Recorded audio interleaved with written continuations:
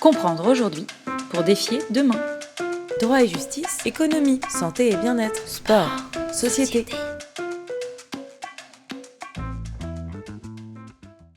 Notre pays vit un malaise profond dont l'essentiel provient d'un cancer en évolution lente, la suspicion.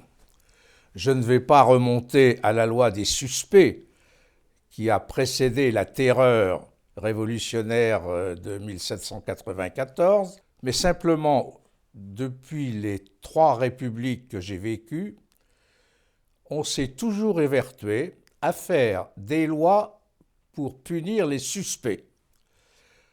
Déjà la 3e République, la 4e et la 5e, dans laquelle nous vivons depuis 18 mois, dans un état d'urgence qui n'a d'autre objet que de poursuivre les suspects. Les délinquants, on a tout ce qu'il faut.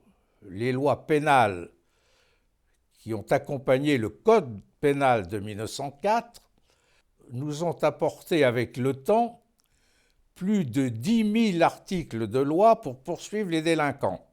Mais ça ne nous suffisait pas. Il fallait qu'on en rajoute pour poursuivre les suspects. La raison en est que la France produit le carburant de la suspicion, la jalousie, partout. J'ai vécu dans la ruralité de la 3e République ce qu'était la suspicion dans les héritages. Les malins qui avaient de l'argent dans le pays, c'était des vignes, qui craignaient que les enfants se disputent pour les carrés de vignes qui étaient réputés meilleurs les uns que les autres, empruntaient pour leur donner de l'argent qui leur permettait de se taire, au risque, une fois que le patriarche était disparu, il y a la surprise de voir que l'endettement était tel que le patrimoine devait être vendu pour rembourser les dettes. La France, c'est ça aujourd'hui. D'ailleurs, ce que vous pouvez voir, c'est que récemment, un homme a été présumé avoir découpé sa famille en morceaux, enfants compris, pour un hypothétique vol de pièces d'or. La jalousie et la suspicion, c'est ça.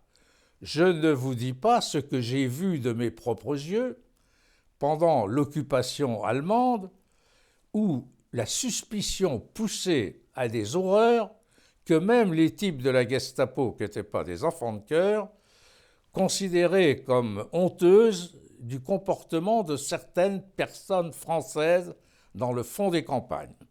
Alors, je ne vais pas m'étendre là-dessus, parce que la suspicion a trouvé, en dehors du carburant de la jalousie, un véritable moteur qui est le système de procédure pénale du Code français. L'Inquisition, j'y reviendrai dans une autre chronique.